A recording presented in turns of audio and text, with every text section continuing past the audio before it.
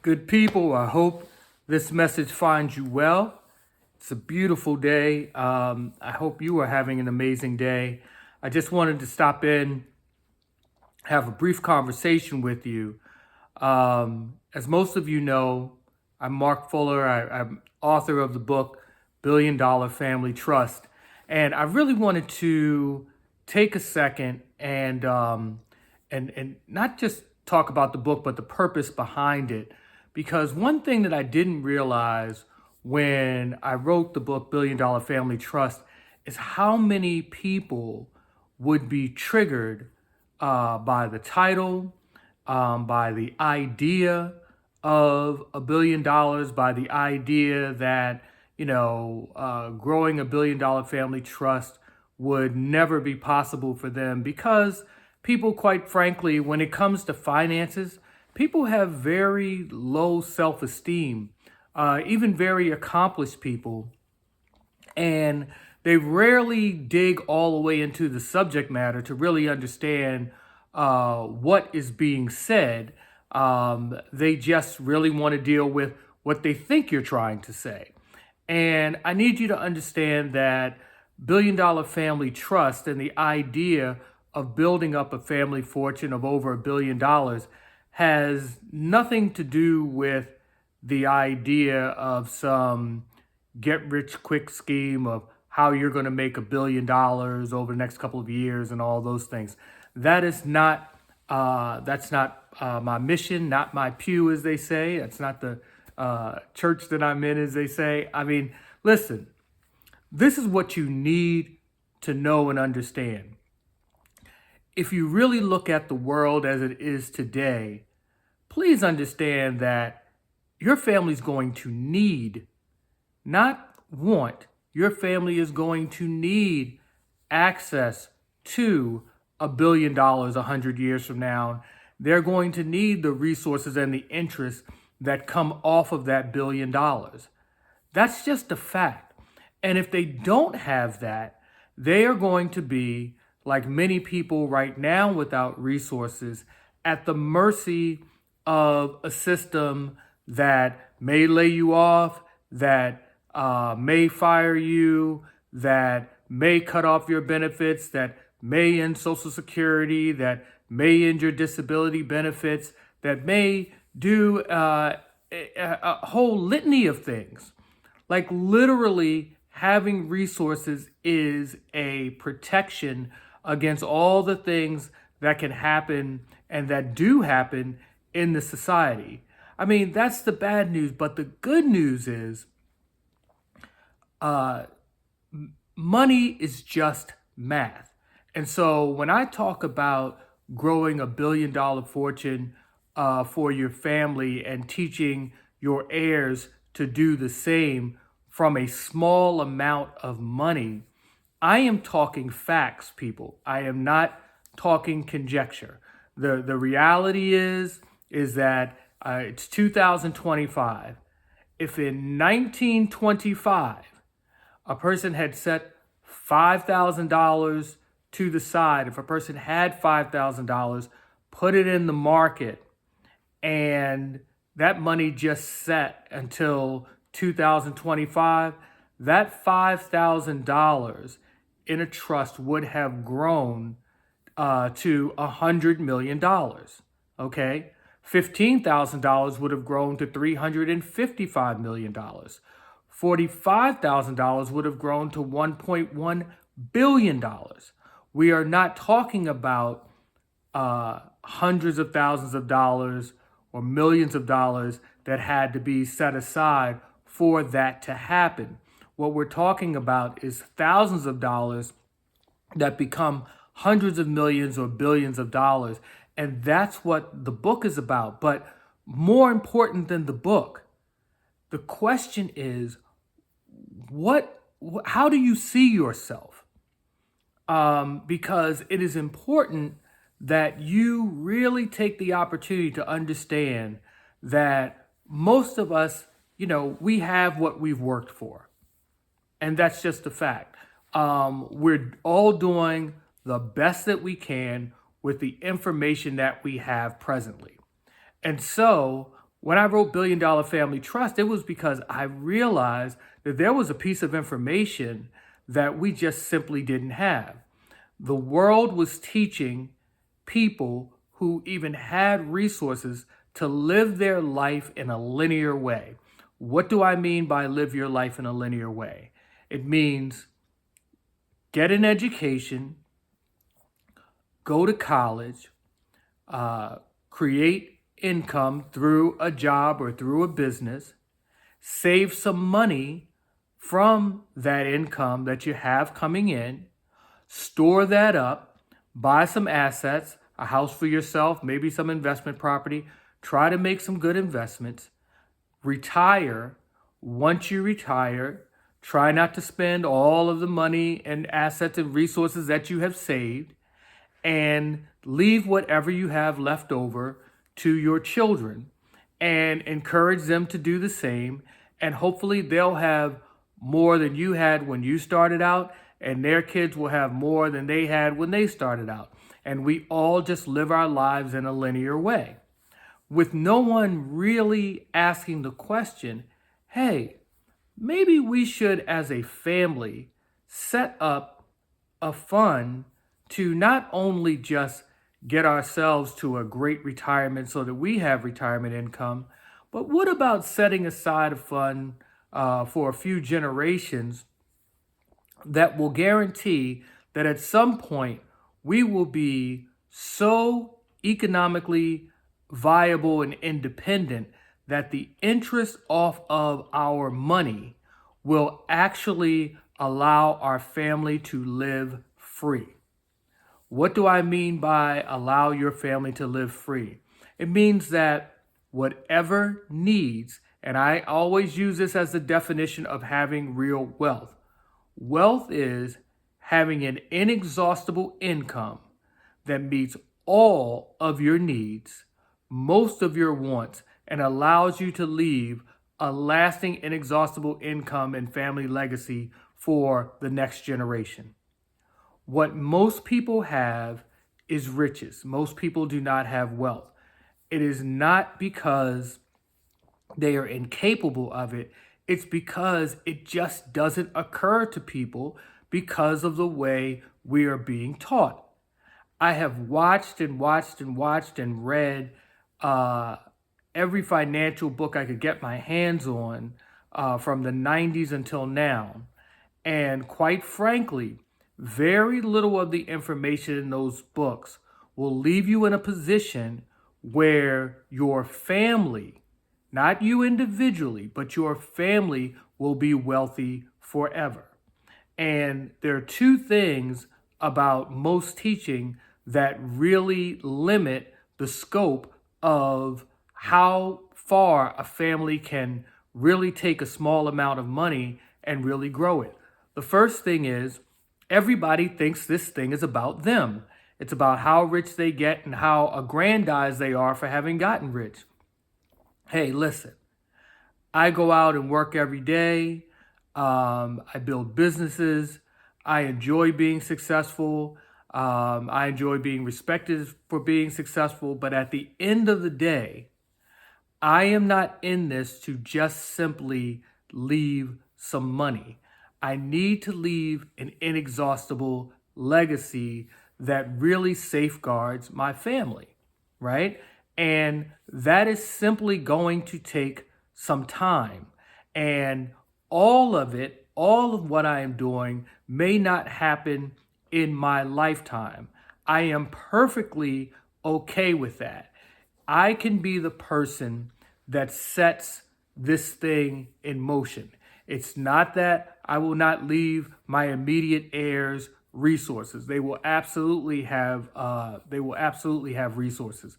But what I am most concerned about is the idea that 100 years from now we could slip back into poverty. The idea that there is a saying in finance, and that saying is 3 generations, shirt sleeves to shirt sleeves, which means that for most folks who even achieve riches or wealth, most people fall back into poverty because someone mismanages the capital, someone who just simply doesn't know, or someone who isn't disciplined, or someone who doesn't practice certain financial principles. I have tried to create something that does not allow for that to happen. And the reason that is not allowed to happen is because people can get the fruit from the plan that I've put in place. My heirs will get the fruit, but they will never be able to touch the tree. Therefore, the tree has time to mature, right? 100 years of income building and building and being reinvested and reinvested and reinvested. And when that fund begins to pay out, you've got $1 billion fund paying out an allocation of 5% a year, which is $50 million a year, okay?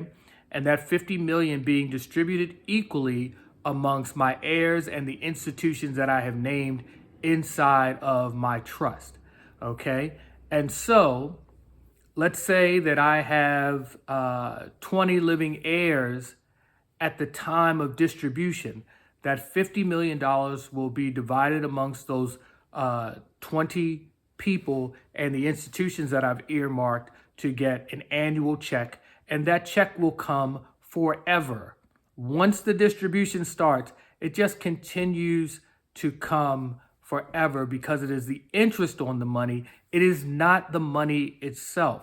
That is critically important. And no, I have not invested and do not intend to invest all of my resources in making that plan happen. As a matter of fact, what I plan to do is take a small part of my resources to do that. I think that is the part that people really don't understand, because we see millionaires and billionaires and people who talk about building enterprises and assets to that level as some sort of special unicorn type of people. But the reality is that what I am talking about is available to every working person who is generating an income, who has the will to change things for their family tree. And it is available to all of their children, and it is available to their grandchildren. This is what we should be teaching our kids. This is what we should be learning ourselves. We do not have a lack of income and opportunity to completely change everything in our family. Everything in our families, and to protect ourselves. And we have to take personal responsibility to protect our families long term. I have no idea what the America of 2125 is going to look like. Okay, I have no idea. I just know that whoever's alive with my name is going to need, excuse me, some resources. They're just going to need some resources. And I'll tell you that, I've talked to some people, and it's funny to me that sometimes people will say, well, if I could leave all of this money to my heirs, I don't know that I would, because I don't know whether they deserve it and whether they would squander it or whether it would make them lazy and this, that, and the third, which I have to say, I find that sentiment completely asinine. I just don't, I don't subscribe to it. I don't think that there's any principle that exists. There's any universal principle that exists called deserve. We every day are beneficiaries of things that we have done absolutely nothing to deserve. The sun shines on the just as well as the unjust. The air that we breathe. In fact, this is really funny. I want you to do something. When you go outside, or if you are outside, I want you, as you move around today, to even attempt to count the number of trees that you see. As you go up and down the highway, count the number of trees that you see. As you go through your neighborhood, count the number of trees that you see. As you go up and down the road and the streets, count the number of trees that you see. Why do I want you to count the number of trees? Because I want you to understand that trees and plants provide you oxygen. Okay, it provides me oxygen. What are you talking about, Mark? Okay, tell me something. What's more important, money or oxygen? Most intelligent people are going to tell you that the most important thing is oxygen. Because if you can't breathe, you can't do anything else. Now, universally, whoever designed this planet and whoever designed the life that we all live on this planet, planted enough trees, and there are enough trees all around this planet to provide us all with enough oxygen so that we all are able to breathe. The good people, the bad people, the rich, the poor, people of every color, every nation, every stripe. And that gives each person some opportunity at life to be able to create their dreams and do whatever it is that they need to do. Someone in the divine planning and design of this world understood that what would always need to be here was the tree, right? Giving off oxygen, taking in CO2 and giving off oxygen to keep us alive. It was not done as a matter of deserve, right? It was something that we absolutely were going to need. And your family is going to need the financial family tree that you plant. They are going to need the resources off of that tree, even though you may never meet them, even though you may never meet your great, great, great grandchildren and what have you. You should already know, as a divine planner already knew when they made this planet, that you were going to need to breathe, that you were going to need sun, that you were going to need rain. These things were already designed, and these things had nothing to do with deserve. We have to understand that we literally have the opportunity through very little effort. And I need to be very clear, because when you start talking numbers like $1 billion, people start thinking, oh, Mark, you're talking about a crazy amount of effort. And, the other thing is, you are being tricked into the idea that anybody with a lot of resources is probably a bad person. I see it every day on television. I hear people using the phrase eat the rich. First of all, you don't even know what the average millionaire looks like. If you want to see what the average millionaire looks like, go into your bathroom, look in the bathroom mirror. You are what the average millionaire looks like. The average millionaire is not this megalomaniac individual that people have made up in their mind. The average person becomes a millionaire actually by being a working person who saved some money and bought a house 30 years before that's now paid off and worth so many more times than what they paid. As a matter of fact, most of the millionaires in America, number one, 60% of them are first-generation millionaires. Number two, 77% of all the money in the country belongs to the baby boomers, right? And so that generation that bought houses in the 60s and the 70s, their homes are paid off. Some of them paid $50,000, $70,000, $100,000 for those homes, and those homes are worth $600,000, $750,000, $1.2 million, yada, yada, yada, because those neighborhoods have matured and inflation and all those things. Those people are not megalomaniacs. They were people who were working class people who had a good run, and their assets and their savings grew to the point that they have more than $1 million in assets versus the liabilities that they have. That's all being a millionaire is, okay? And so, but you wouldn't get that from watching television. Television tells you anybody that's worth seven figures did something wrong and a whole bunch of nonsense and drama. And so I really want you to understand that there are a lot of things that are within your power as an intelligent, educated, working, productive person. You literally can be the person, yes, you, the person listening to this, can be the person in your family that sets your family on a path that allows you to grow capital that makes sure from generation to generation your family has more continuous resources, and that actually what is happening in the world, your family is always benefiting from. As markets grow, as technology grows, you're benefiting from it, right? You don't have to be a great stock picker or any of those things.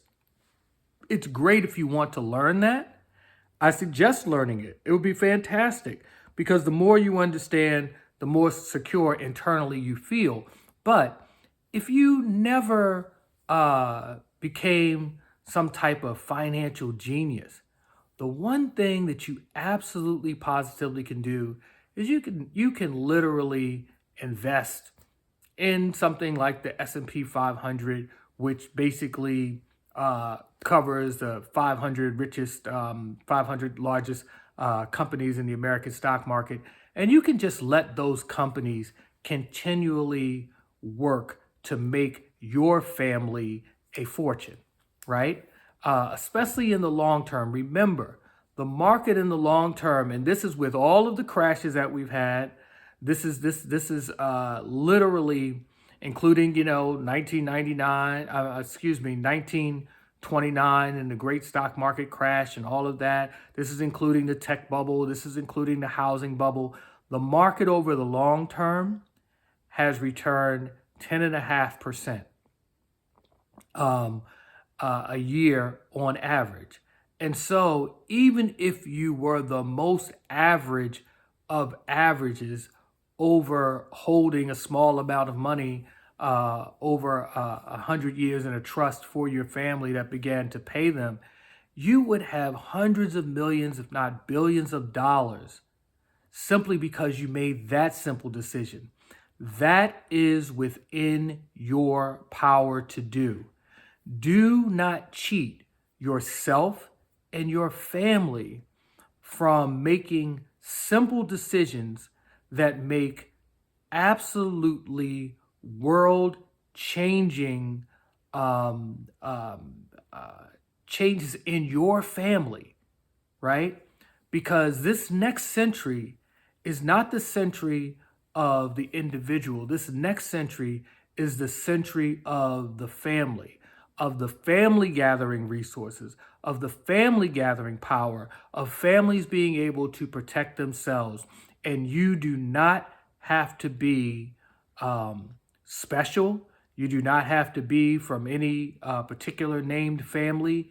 You have the power as an individual to change things in your family tree by learning the right information, making some simple investments and some simple moves, and teaching some really economically viable information to your heirs that will really give everybody a chance at a sustainable life. You know, most of us do not know what it is to have everybody in their family be able to wake up in the morning and do whatever they choose to do, however they choose to be productive. If you want to wake up in the morning and be a doctor, be a doctor. If you want to wake up in the morning and be a philanthropist, be a philanthropist. You know, the most important thing is that if you actually make up your mind to be the life-changing force of your family by making some simple decisions, your family is going to be moved out of the working class and into the investor class long term. And once you get into the investor class with inexhaustible income, everyone in your family going forward will be in the investor class, where you understand that the primary purpose of money is to make more money with it. And all the good that you could ever want to do and all the productivity that you could ever want to engage in will be there for your family. Okay? But it doesn't happen if you don't learn something different, if you don't do something different. If you stick to the script and the plan that was given to you, and most people by this point, if you're listening to this, if you've gotten this far in this video, it's probably because you've worked hard, you've done well in life. However, it has not produced all that you wish that it could have.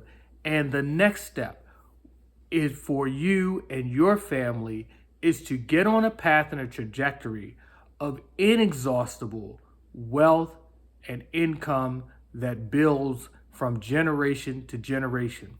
If you want to delve into this more and really understand how simple it truly is, I encourage you to pick up Billion Dollar Family Trust, which you can get at www.billiondollarfamilytrust.com. I promise you, nothing in this book is over your head. Nothing in this book is beyond your capabilities. You can start extremely small because it does not take a lot of capital to put your family on track. And if we are going to have strong families 100 years from now, if we are going to have strong families 50 years from now, if we are going to have strong institutions, our institutions, because of the lack of inexhaustible income in our communities, that is why our institutions suffer. That is why they are so strained economically, because no one is thinking far enough ahead and no one is setting small amounts of capital to the side to fund large amount of capital that will be needed in the future. Please go to BillionDollarFamilyTrust.com, check the book out, and look at how it applies to you. This is not an esoteric book. This is not a pie in the sky book. This is practical planning, and you can design a life for your family, and you could share this with your children and with your grandchildren, and you will be untouchable when it comes to having enough resources to live an incredible life. So this is Mark Fuller, Manager of Wealth. Thank you for listening. Drop me a comment, like and share. And if I could be of service to you, feel free to inbox me. Take care.